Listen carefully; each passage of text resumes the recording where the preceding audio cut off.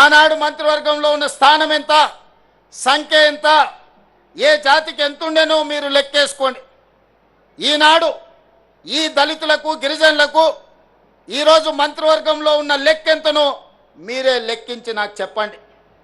ఇవాళ అసెంబ్లీ స్పీకర్గా గడ్డం ప్రసాద్ కుమార్ గారు, లేకపోతే మంత్రిగా దామోదర్ రాజనరసింహ గారు, మంత్రులుగా మరో మిత్రుడు అట్లూరు లక్ష్మణ్ గారు, వివేక్ వెంకట్ స్వామి గారు, ఇలా చెప్పుకుంటూ పోతే ఇంతమందిని, నలుగురు మంత్రులను, ఒక స్పీకర్ను, అదేవిధంగా విప్పులుగా వేముల వీరేశాన్ని, లేకపోతే రామచందర్ నాయకును, ఇవాళ మంత్రివర్గంలో మా సీతక్కను, ఇంతమందికి ప్రాతినిధ్యం ఉమ్మడి రాష్ట్రంలోనైనా వచ్చిందా?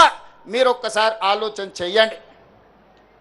ఇవాళ మిత్రులారా, బట్టి విక్రమార్క గారు మా మిత్రుడు, ఉప ముఖ్యమంత్రిగా సమర్థవంతంగా ఈనాడు పని చేస్తున్నాడు.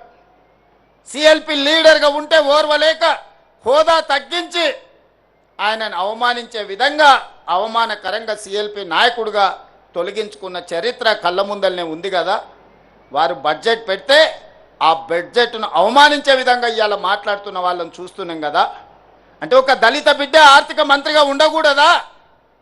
ఒక దళిత బిడ్డ వైద్య ఆరోగ్య శాఖ మంత్రిగా ఉండకూడదా?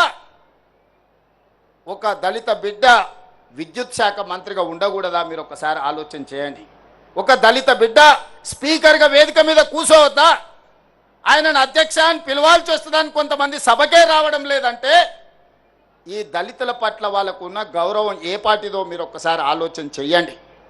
అందుకే వాళ్ళని మోసం చేసిన ఏ జాతి అయితే అవమానానికి గురైందో ఆ జాతే సభాధ్యక్షుడి హోదాలో కూర్చుంటే ద్రోహం చేసిన వాడు మాట్లాడాలన్నా అధ్యక్ష నాకు మైక్ ఇవ్వాలని అడుక్కునే పరిస్థితి ఈరోజు తెలంగాణ రాష్ట్రంలో ప్రజా ప్రభుత్వం కల్పించిందన్న విషయం ఈరోజు మా మిత్రులకు గుర్తు చేయదలుచుకున్నా.